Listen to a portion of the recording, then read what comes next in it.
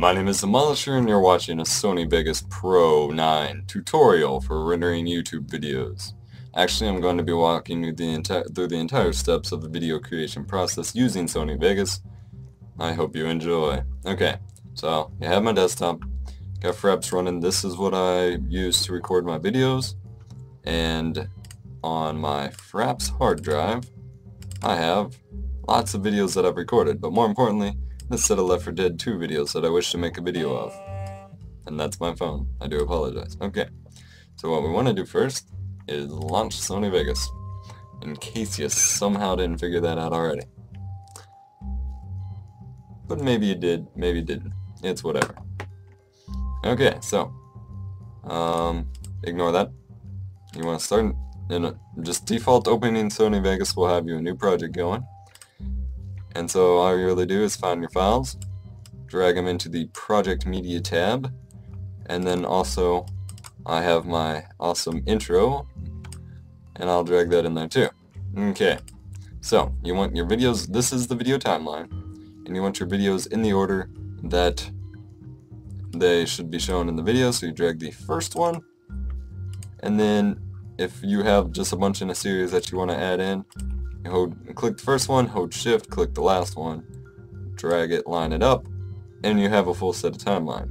Now, if you have the audio, if you recorded commentary through Sony Vegas like I am right now, then you don't have to follow through this step. But if you're adding commentary after the fact, then you hit this record button and you record your commentary on top of the video, and then when you're done, you hit stop.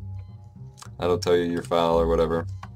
I'm going to delete it, however, just because this doesn't need any audio settings. Okay. Now, no matter what resolution or anything you record at, you should still follow these steps. On each video file, which is kind of annoying, but you gotta do it for each one, select somewhere in the video, like video file on the track list, right click, go to switches, uncheck maintain aspect ratio, do it again, and go to disable resample. This will make things look a lot better. Like I said, do it for every single one. Now for the purposes of this video, I'm not going to do it for every single one. However, you get the idea. Now, I record at 1440 by 900. That's my screen resolution. It's a bit higher than 720p, and it's also a 16 by 10 aspect ratio. Whether you have 16 by 10 or 4 by 3, unchecking maintain aspect ratio is very important, because otherwise you will get a blocky video with bars on the side like this. And if you have a 4:3 monitor, which you know is just a plain square monitor, then you'll have even bigger bars. And no, it doesn't stretch it to the point of looking bad. It actually does a very good job of still making the video look pretty good, even with the aspect ratio not saved. To view the whole thing, you can scroll in to view a certain part of the video track, or you can zoom out a bunch. To view everything, you do this by scrolling the mouse wheel. Upward is zoom in, outward is zoom out. Now once you have all this lined out, I usually do a bunch of audio editing in Adobe Audition. However, like I said, this is for a straightforward, everything's included in the audio stream for the Fraps videos. Once you got everything unchecked for maintain aspect ratio, disable resample, then you drag this little yellow triangle all the way across all the videos, like that.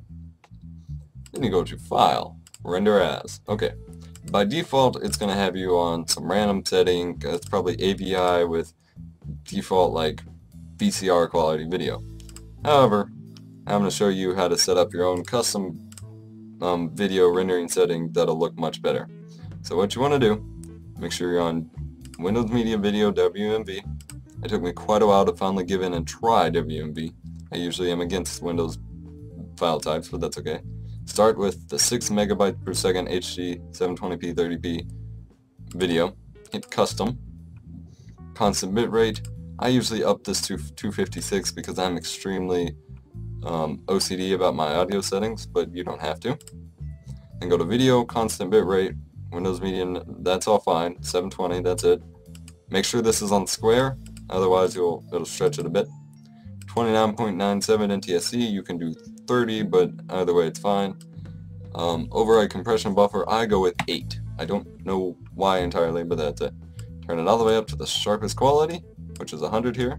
Drag the slider and go to bitrate, and you want to type in, you want to make sure this says 6 megabytes per second. For 1080p you would be doing 8 megs, but that's okay. 6 megs is what you want for 720p. What's nice is this already has most of the settings here. Alright, for this you want to do best. You never want to use project settings unless you have a perfect project setting template here, which is an entirely different process to set up. So once you have all of these tabs set up, you can ignore the index summary tab. You go up here, you type the template name. I'm just going to go with tutorial 720p. Hit save. That way you can use it without having to set everything back up the next time. Hit OK. Then find your code or your template. Mine's that one. Decide where you want to save it. Type in your file name. L4D2 Helms Deep Survival. That really doesn't matter if you're uploading to YouTube because you're going to add your own custom names and things like that. Hit save. It will take quite a while to render, but I'm not going to make you sit through that or anything like that. And then you have your final video. Amazing 720p quality and ready to upload to YouTube. Thank you for watching. Make sure you comment, like, and subscribe because I am d3m0l1sh3r and you just watched an awesome Sony Vegas 9 tutorial which covered not only the render settings but getting the videos into Sony Vegas and making sure they look good. I hope this helps and enjoy.